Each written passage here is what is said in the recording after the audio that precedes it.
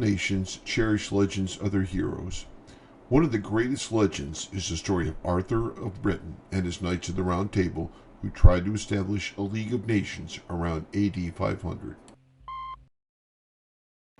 The King Arthur legends come down to us in old manuscripts, paintings, sculptures, and other relics. A legendary round table of oak is at Winchester, but Arthur's table was probably of stone. Geoffrey of Monmouth gave the legend its first literary form in his Latin Historia in 1136. In 1316, this French manuscript showed Arthur's sword Excalibur. An Italian romance in 1446 showed the passing of Arthur to Avalon. About 1460, this illustration of the Round Table illuminated a French manuscript. A French romance in 1463 showed Arthur watching a tournament.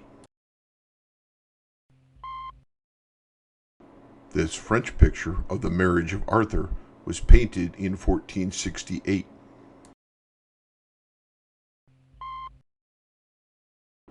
About 1470, a French tournament book showed heraldic arms of Arthur's knights.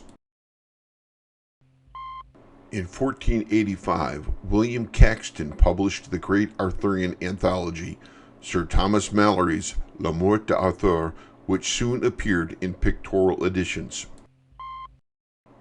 Malory's book inspired poets and artists.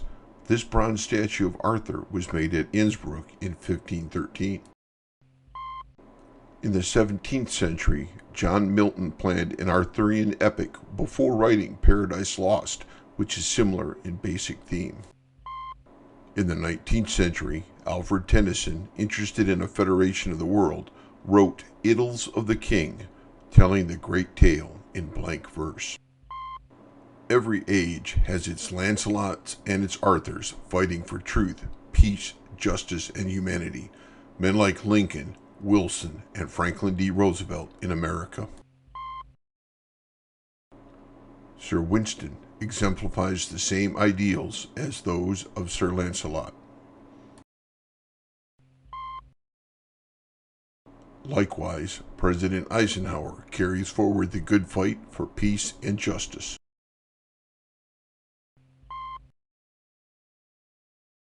What would Arthur say if he could visit the United Nations headquarters?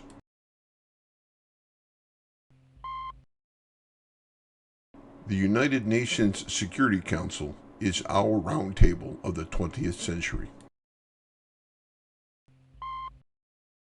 And what would Arthur say if he could see the film in color and CinemaScope, which adds a new dimension to his story?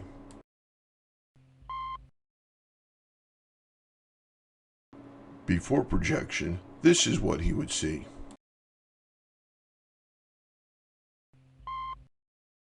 Projected on the new wide screen, he would see how the film gives epic sweep to his spectacular story.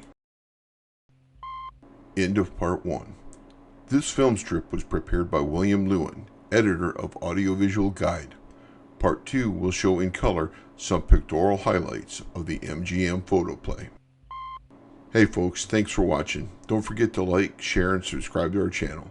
It helps us a lot.